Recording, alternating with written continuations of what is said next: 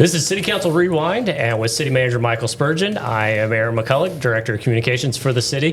Mr. Spurgeon, thank you for your time. Absolutely. Glad to be here, Aaron. So I wanted to start off with an agenda item that didn't get any discussion on Monday night, July 31st, and this is the Pedestrian and Bicycle Improvements Project. But I thought this was a really interesting project that really speaks to a lot of what we're doing as far as walkability, connectivity. The council believes, as well as I do, is that connectivity is extremely important.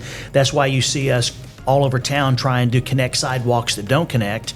Also trying to make sure developers that are building they connect those sidewalks so people can walk safely.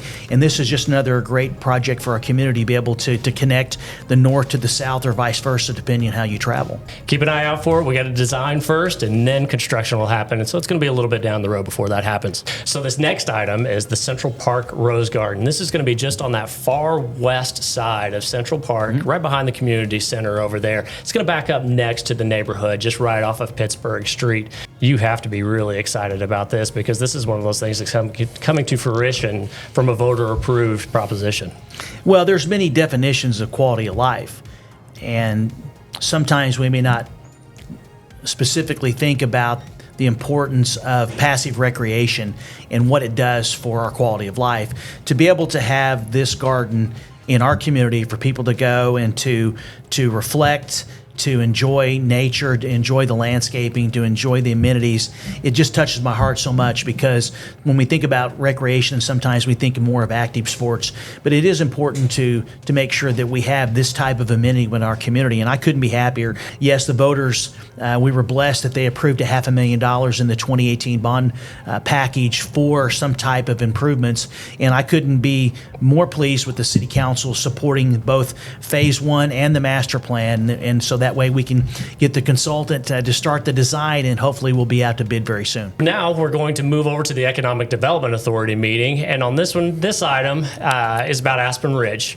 over there on Aspen Avenue and the Creek Turnpike. Assistant City Manager of Administration Norm Stevens gave an update to the authority just about the timeline and also to talk about the amendment to the original Economic Development Agreement. We've extended some timelines there for them with the contract. Some things popped up. One small minor thing that popped up, I don't know, is the sale of Research to Brookshire Brothers. How did that impact the original EDA? Sometimes projects just don't happen as quickly as we would like them. Best laid plans. And that is exactly what happened with this particular agreement and this project is after we entered into the agreement, Research actually decided to sell the company to Brookshires out of Texas. It was going to be about a 60,000 square foot supermarket, new one, brand new, state of the art. Well, the new company decided to go back and take a deeper dive at the square footage of the store, and they actually went from 60,000 to 65,000 with a few additional amenities that's going to make an even better experience for the customers. Well, that takes time to actually complete the transaction from one company to another, and then actually the design of the new facility. Things just take time. With regard to Research, as the developer is obligated to complete the construction of this new store by June 30th of 2024, and I would anticipate that they'll start work right after Labor Day. There were some issues with some property rights, some easements, and some stormwater detention modifications too. So there were a couple of things that really had an impact on this. I appreciate the patience everyone has. There's always speculation online about what the delay is. Is it really going to happen? I respect everybody's opinion about that, but I can assure you, no one wants that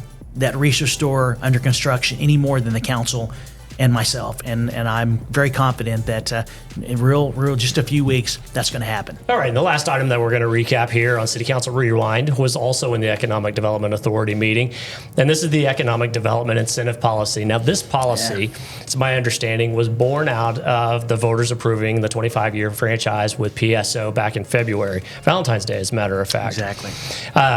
During that time, we had told folks that 1%, that additional 1% that we were going to collect, that PSO was going to collect for us, was going to be earmarked for economic development purposes. We said all along, just like you said, is that should the voters give us that opportunity, that we would create a policy and that we would specifically make sure that those dollars would be spent on economic development administration and initiatives. And this is policy solidifies that commitment to the public to ensure those funds that are generated, which, depending obviously on the use from customers, could generate $1 million to $1.2 million per year, that we'd be able to use for, and really in two categories. The first one would be what I'll call economic development capital improvements, which are projects that could help in existing or future businesses that need assistance to either keep them here or get them recruited to Broken Arrow.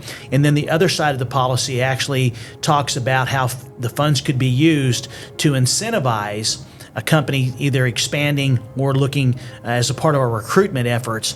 And we have the guidelines now. And to have the fund, even though it's $1.2 million sounds like a lot, but if you're talking about a capital improvement project, which could be a road or an extension of a road, or you're talking about so many dollars per job, it's not a lot of money. But I can assure you, every dollar is going to go towards economic development to ensure that we continue to create a great environment for the private sector to grow and prosper here in Broken Arrow. This is just another example of us being incredibly intentional with the people's money. Absolutely. Thank you, Mr. Spurgeon.